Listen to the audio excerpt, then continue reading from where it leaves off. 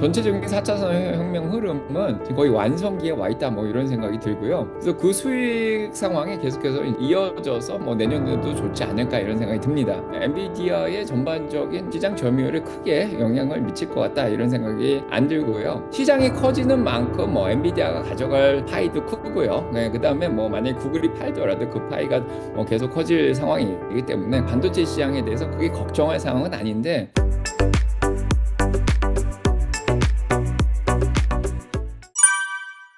오늘은 이주택 교수님을 모시고 미국 주식시장에 관한 말씀 들어보도록 하겠습니다. 교수님, 안녕하세요. 안녕하세요. 오랜만입니다. 네, 오랜만에 뵙습니다. 교수님, 부자 아빠의 행복 철학이라는 신간을 출간하셨습니다. 어떤 책인지 짧게 소개 부탁드리겠습니다. 이번에 나온 부자 아빠의 행복 철학. 예. 자, 이 책은요. 이제 저희가 주식이라든지 주식 시장에 대해서 너무 여태까지 집중을 해왔는데 본인이 올바른 투자자인지에 대해서 잘 생각을 안 하는 것 같아서요. 현명한 투자자가 되기 위해서 어떻게 이제 잘 본인의 삶을 좀 바꿔 나가야 될까 이런 면에 좀 집중을 한 그런 책이다 이렇게 보시면 되고요. 그래서 어떻게 보면은 제 딸하고 이제 대화를 하면서 어린 나이에 그 다음에 이제 사회생활을 하기 시작하고 그 다음에 나중에 은퇴 이후에 자 어떤 삶을 살아가고 어떤 목적을 가지고 살아가는 게 좋은지 이런 거에 대해서 좀 얘기를 해놨고요. 그래서 장기적인 목적이 좀 있어야지 주식시장을 대하는 태도도 좀 바꿔질 거다. 자 이런 생각이 들어서 이제 인생 지침서를 좀 적어놓은 상황입니다. 음, 그래서 이 책을 읽으시면은 아마 이제 욕심도 많이 내려놓게 되시고, 조급함도 없어지고, 투자에 있어서 이제 현명하게 이제 많은 대처를 할 수 있지 않을까. 저는 주식하고 인생이 굉장히 비슷하다고 생각을 하거든요. 그래서 인생에서도 돈을 잘 벌려면 어떻게 해야 되는 것처럼, 주식시장에서도 좀 비슷한 접근 방식을 쓰는 게 좋다. 자, 이런 생각을 가지고 이 책을 적었습니다. 좋습니다. 저희 인터뷰 중간중간 여쭤보도록 하겠습니다. 네, 음. 교수님 요즘 또 시장 상황이 불안감을 느끼시는 분들이 많은데 요즘 주식시장 어떻게 보십니까? 요즘, 일단은 11월 달에 한 3주 정도 조정을 좀 겪었죠. 네, 음, 건강한 조정이라고 볼 수가 있는데, 사실은 이제 4분기가 들어서면서 10월 9일, 10일 날 크게 한 3% 정도 하락을 한 적이 있었습니다. 그때 암호화폐가 이제 크게 떨어졌었거든요. 비트코인 쪽에서 이제 리퀴데이션이라 그래서 이제 현금화하는 그 작업이 굉장히 큰 게 일어났었고요. 그때 12만 불까지 올라갔던 비트코인이 떨어지기 시작하면서 10월 말에 이제 주식시장이 잠시 반등을 했습니다. 뭐 금리도 좀 내리고 그다음에 실적 기간도 있었기 때문에 잠깐 반등을 했는데 11월에 다시 이제 실적 기간이 끝나면서 그때부터 주식시장이 계속해서 조정을 겪었죠. 그래서 10월 달에 이제 6,500선으로 한번 내려갔고 그다음에 11월에도 한 6,500선까지 한번 내려왔다가 지금 11월 말에 조금 반등을 한 상황인데요. 전반적으로 보면은 일단 4분기 들어서면서 셧다운이 좀 시작됐었죠. 그래서 그 셧다운이 이제 43일 정도 이제 좀 장기화되면서 주식시장에 굉장히 큰 영향을 미쳤고요. 그러다 보니까 데이터들이 이제 많이 나오지 않았습니다. 그래서 경기도 이제 둔화되고 관세 때문에 그동안 이제 트럼프의 탁구 때문에 조금은 주식시장이 좀 견인도 되고 금리도 좀 내려서 자 유동성도 좀 풀리고 그래서 주식시장이 견인이 됐는데 이제 경기가 조금 둔화되는 모습을 좀 보여주고, 그 다음에 이제 실업률도 한 4.4%까지 이제 조금 노동 경기도 좀 안 좋아지고, 이런 것들이 이제 중첩이 되면서 모든 불확실한 상황이 계속해서 이제 증시를 좀 흔들었던 그런 상황이고요. 셧다운이 끝났음에도 불구하고 데이터들이 아직은 잘 나오고 있진 이제 않았던 그런 상황입니다. 그런 상황에서 이제 비트코인 시장이 8만 불까지 폭락을 하면서 주식시장에도 이제 영향을 미쳤고요. 거기에다가 이제 엔화 쪽에서 일본의 이제 금리를 인상한다 이런 얘기가 또 나오면서 일본 채권 금리가 올라가면서 뭐 전 세계적으로 뭐 조금 약간 공포감이 더 올라갔던 그런 상황인데요. 자, 그런 것들이 하나하나 조금씩 해결이 되면서 11월 말부터 이제 주식시장이 조금씩 지금 반등을 하고 있는 상황이고요. 무엇보다도 이제 연준 위원들이 이제 그동안 데이터가 안 나와서 금리를 안 내리겠다 이런 얘기가 좀 많았는데 이제 윌리엄스 총재의 발언을 시작으로 인해서 이제 12월 달에 금리를 인하하고 그다음에 노동시장에 좀 집중을 해가지고 경기가 둔화되는 걸 좀 막아야 되지 않겠냐. 자, 이런 얘기들이 좀 나오면서 12월 금리 인하 가능성이 높아지면서 증시가 조금 지금 반등을 해서 정고점 근처까지 지금 올라와 있는 그런 상황입니다. 이게 또 한국 같은 경우는 요즘 엔캐리 트레이드 청산에 대한 기사가 좀 많이 나오고 있거든요, 교수님.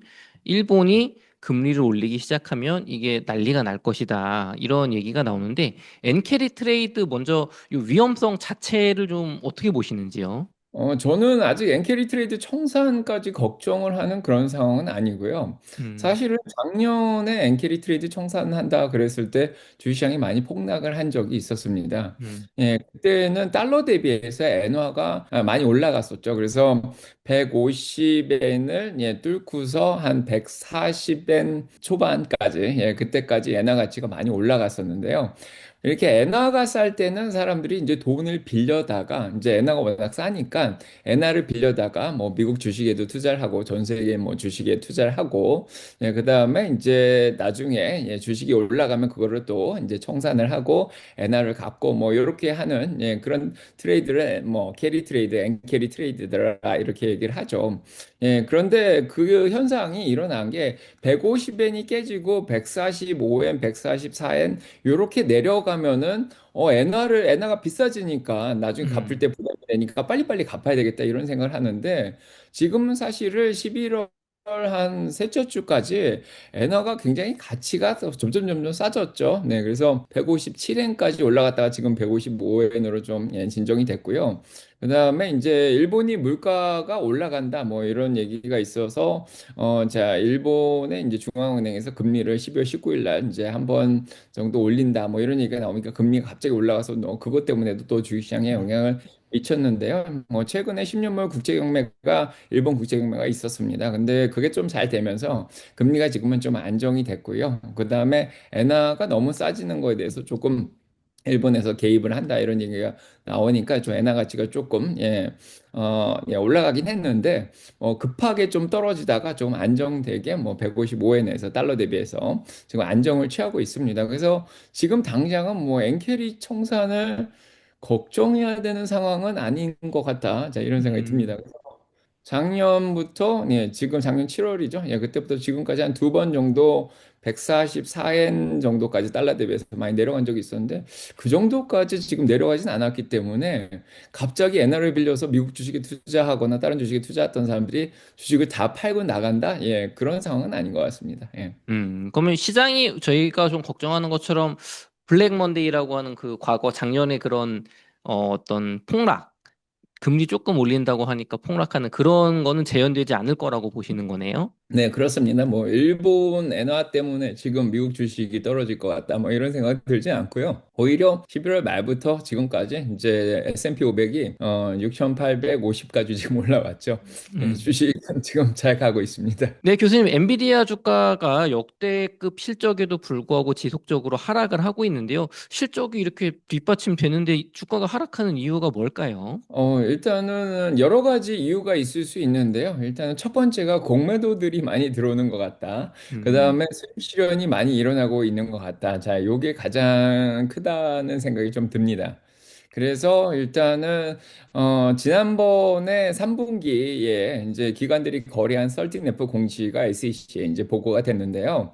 뭐 피터 틸이 엔비디아를 팔았다. 뭐 소프트뱅크의 손정희 회장이 뭐 엔비디아를 다 팔았다. 그다음에 거기에다가 이제 마이클 버리가 이제 뭐 팔란티어라든지 엔비디아에 공매도를 쳤다. 이런 얘기가 이제 45일이 지난 다음에 이제 11월 15일 정도죠. 그때 근처에 해서 이제 계속 나오다 보니까 엔비디아가 이제 실적을 잘 냈음에도 불구하고 계속해서 지금 영향을 받은 그런 상황이 아닌가. 자, 이런 생각이 들고요. 그래서 일단은 뭐 마이클 버리가 주장하는 거에 따르면은 빅텍들이 이제 많이 투자를 데이터 센터에 하고 있지만은 이 데이터 센터에 들어가는 반도체의 감가상각비를 너무 이제 적게 발표를 하면서 수익을 극대화하는 식으로 회계 조작이 있었다. 뭐 이렇게 또 자 얘기를 하고 있고요. 그래서 엔비디아의 이제 칩을 뭐 빠르게 이제 생각보다 뭐 5년, 6년 갈 줄 알았는데 이제 수명이 생각보다 짧다 뭐 이런 식으로 얘기를 하면서 여러모로 이제 빅텍들도 공격을 하고 또 음, 엔비디아도 같이 자 공격을 하던 예, 그런 상황이었고요. 그래서 엔비디아가 200불 넘어가서 많이 올라갔다가 예, 어떻게 보면은 수익 실현도 일어나면서 공매도들도 같이 예, 들어온 상황이 아닌가 그런 생각이 들고요. 그 다음에 이제 두 번째로는 지금 경쟁 관계에 있을 수 이제 구글이 있죠. 이제 구글이 이제 반도체 개발을 또 이제 했습니다.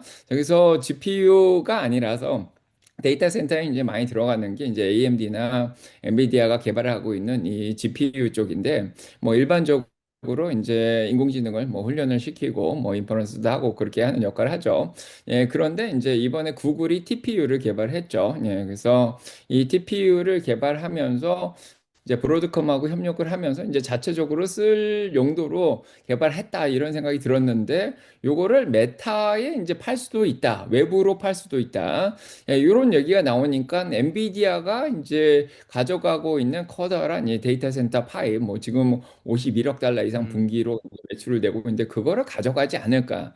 이런 예, 얘기가 좀 나왔죠. 근데 하지만은 이미 엔비디아가 뭐 90% 정도 점유하고 있는 시장이고요. 거기에서 구글이 이제 TPU로 만약에 팔게 돼도 뭐 많이 가져가야 10% 정도 되지 않냐 뭐 이런 얘기가 또 나오고 있습니다. 이제 엔비디아에서도 공식적으로 우리가 구글의 TPU보다는 제너레이션 뭐 한 세대 앞서고 있다 뭐 10년 앞서고 있다 뭐 이런 얘기까지 지금 나온 상황으로 지금 예 경쟁이 좀 치열해지고 있는 예 그런 상황입니다. 그래서 음, 네 뭐 TPU가 뭐 에너지도 좀 적게 쓰고 뭐 엔비디아의 이 GPU보다는 이 뭐 쿠다 쪽의 뭐 연산 방식이 조금은 예 다른 예 그런 모습을 좀 보여주고 있죠. 뭐가 더 우수하냐 안 우수하냐 뭐 이런 얘기도 나오고 있지만은 예 서로 다른 영역에서 이제 쓰여지는 뭐 엔비디아의 GPU가 조금 예 제너럴하게 자 일반적으로 쓰여진다고 생각이 드는데 자 그다음에 뭐 예 아마존이라든지 아마존도 이번에 이제 새로운 반도체를 또 발표를 했습니다. 그래서 아마존, 마이크로소프트, 메타, 네, 구글이 자체적으로 개발하는 거는 뭐 자체의 목적을 위해서 예, 이렇게 쓰여지는 예, 그런 예, 뭐 DPU라고 생각이 드는데 이런 것들이 이제 엔비디아의 전반적인 예, 뭐 시장 점유율에 크게 영향을 미칠 것 같다 이런 생각이 안 들고요. 거기에다가 이제 전반적으로 총 유효 시장이죠. 예, 토탈 어드레서블 마켓이 2030년까지는 1조 달러 이상 시장으로 이제 크게 늘어날 거라고 뭐 지난번에 AMD 더 CEO도 리더스도 나와서 그렇게 얘기를 했고요. 그래서 시장이 커지는 만큼 뭐 엔비디아가 가져갈 파이도 크고요. 네, 그다음에 뭐 만약에 구글이 팔더라도 그 파이가 계속 커질 상황이기 때문에 크게 뭐 이 반도체 시장에 대해서 크게 걱정할 상황은 아닌데 이런 것들을 이제 미디어들하고 공매도들이 조금 뭐 공포나 이 걱정을 일으킬 만한 예, 그런 얘기들이 자꾸 나오다 보니까 예, 조금 예, 매도가 있고 네, 수익 실현이 있었는데요. 그럼에도 불구하고 170불 정도까지 내려왔다가 반등해서 지금 바닥을 잘 다지면서 180불 안팎에서 잘 움직이고 있습니다. 예. 그럼 교수님 지금 180불 안팎인데 지금 시점에 엔비디아 모아가기 좋은 시점이라고 보시나요? 가격대가? 예, 제가 보기에는 저는 이제 엔비디아가 이번 실적 발표를 하면서 어마어마한 실적을 냈습니다. 네, 물론 이제 마진율도 73%가 넘어가는 예, 그런 상황이고 앞으로 마진율이 74%까지 또 올라간다 뭐 이런 얘기까지 나오고 있고요. 데이터 센터 매출도 뭐 51억 달러 뭐 이 정도까지 지금 나온 걸로 알고 있는데 지금 예, 뭐 주당 순이익도 예, 예상보다 훨씬 더 잘 나왔고요.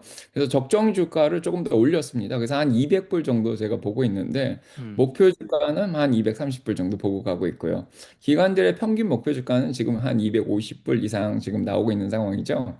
예, 그래서 뭐 200불을 적정 주가로 보더라도 그거보다 한 10% 정도는 지금 할인하고 있다. 자, 이런 생각이 듭니다. 예. 좋습니다. 그럼 이제 제일 중요한 연말 연초 미국 주식, 특히나 나스닥, M7 주식들 좀 어떻게 주가 전망하시는지 궁금합니다. 일단은 지금 많은 전문가들이 나와서 이 빅세븐, 예, M7 주식이 많이 예, 고평가되어 있다 이런 얘기를 좀 많이 하고 있는데요. 저는 그렇게 생각하지는 않습니다. 예, 음, 그래서 제가 생각한 적정 주가 대비해서는 엔비디아가 10% 할인을 하고 있고요. 뭐 메타 같은 경우에도 한 10% 정도 할인하고 있다고 보고, 뭐 넷플릭스도 한 10%. 예, 그다음에 이제 아마존이나 마이크로소프트는 한 적정 주가 수준까지 지금 좀 떨어져 있다. 오늘 마이크로소프트가 조금 떨어지면서 적정 주가보다 조금 한 몇 프로 할인을 하고 있는 상황이고요. 애플하고 구글만 조금 적정 주가로 넘어가면서 조금 과열이 됐다. 뭐 이런 생각이 듭니다. 음, 그래서 지금 이 여러 종목들의 펄을 보시면 알겠지만은 메타 같은 경우에는 22, 24 그 사이에서 지금 움직이고 있고요. 나머지 주식들도 한 30대 초반에서 지금 움직이고 있고 조금 높은 엔비디아가 한 46 정도 가져가고 있습니다. 근데 이 기업들의 성장률을 보면은 대부분이 30% 이상 지금 내년에도 성장할 거로, 네, 수익을 낼 거로 지금 예상이 되고 있고요. 메타 같은 경우에는 지금 60% 이상 내년에도 성장할 거로 지금 예상치가 나오고 있죠. 자, 그래서 이제 팩이라고 하는데 펄을 성장률로 나누면 팩이 1보다 다 미만으로 지금 보여집니다. 음, 그래서 지금 뭐 고평가되어 있다기보다는 지금 S&P 500을 3년 동안 끌어올린 거는 이 빅텍들이죠. 네, 실적이 굉장히 잘 나오면서 그만큼 수익이 퍼에서 어닝이 올라가니까 그만큼 밸류에이션도 예, 같이 따라올 수 있고 주가도 같이 따라올 수 있었던 예, 그런 상황이 아닌가 싶고요.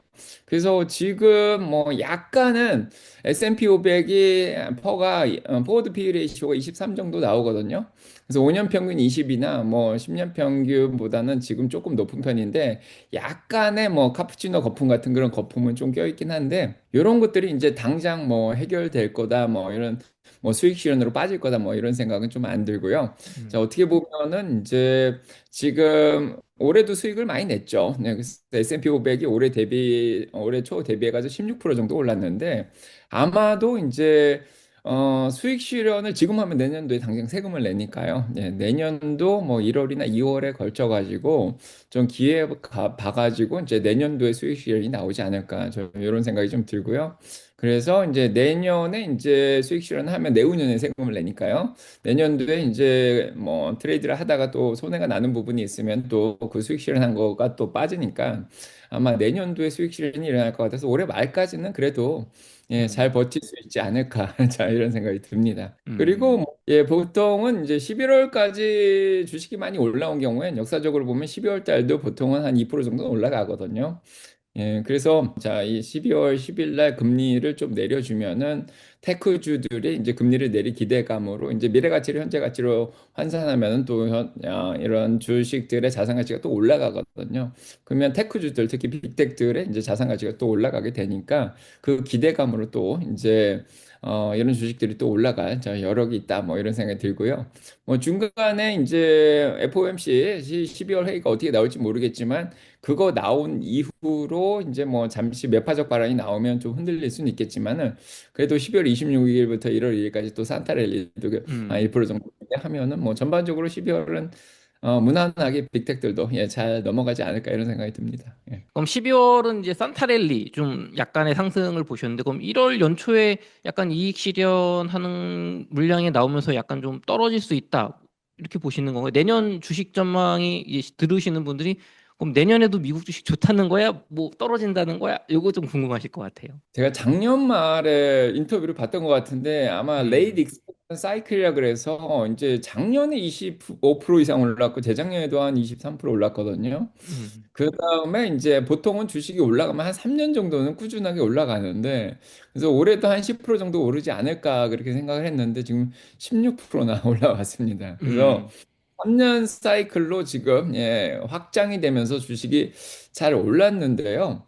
지금까지 보면은 빅텍들의 매출 상황이 뭐 수익을 내는 그런 상황이 계속해서 높게 유지가 잘 되고 있습니다.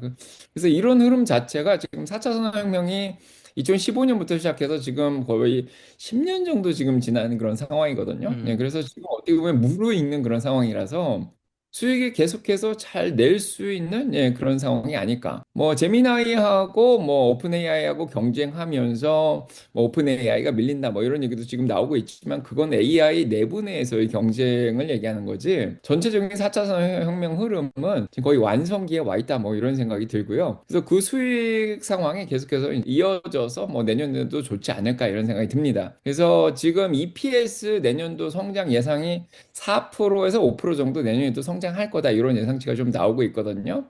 그래서 지금 6,800을 기준으로 하든지 뭐 올해 말까지 7천 정도 간다고 생각하면은 뭐 내년도에도 한 7,500 정도 네, 조금 뭐 또 긍정적으로 보면은 뭐 도이치뱅크처럼 한 8천 정도. 자, 그렇게 예상을 할 수 있는데 물론 자, 올해처럼 한 번씩 내려갔다가 자, 과열기를 뺐다 올리고 자, 그런 게 좀 계속 연출이 되지 않을까 싶고요. 가장 아마 걱정되는 거는 이제 연준이 12월 달에 금리 인하를 하면은 그 다음 금리 인하가 내년도 4월이나 돼서나 되지 않을까 이렇게 얘기가 지금 나오고 있습니다. 음, 그래서 지금 파월 연준의장이 내년 5월 15일까지 임기가 이제 아직도 지속되고 있는 상황인데 그때까지도 계속 이제 데이터를 보고 결정하겠다. 약간 매파적으로 물가가 너무 올라간다. 아니면은 관세 영향 때문에 아니면은 경기가 너무 침체된다. 네, 그래서 뭐 약간은 스태그플레이션 우려 때문에 뭐 금리를 내리기가 어렵다. 뭐 이런 얘기도 계속 할 수 있고요. 자, 그래서 이제 4월하고 4월 말이거든요. 이제 그때 금리를 내리고 이번에 12월에 내리는 그 사이에 지금 요 기간이 약간은 좀 불안한 그런 상황이고 뭐 미국 경기가 이제 쇼핑 시즌도 이제 겨울이 돼서 이번 크리스마스까지는 쇼핑이 잘 돼서 소매 판매가 1월까지는 잘 나오겠지만 1월 달은 이제 판매가 별로 없겠죠. 음, 그래서 2월부터는 이제 소매 판매가 줄어들고 소비자들 소비도 줄어들고 그다음에 약간의 지금 뭐 인공지능뿐만 아니라 오늘도 이제 ADP에서 사기업 고용 지수가 나왔는데 마이너스 3만 2천이 나왔어요.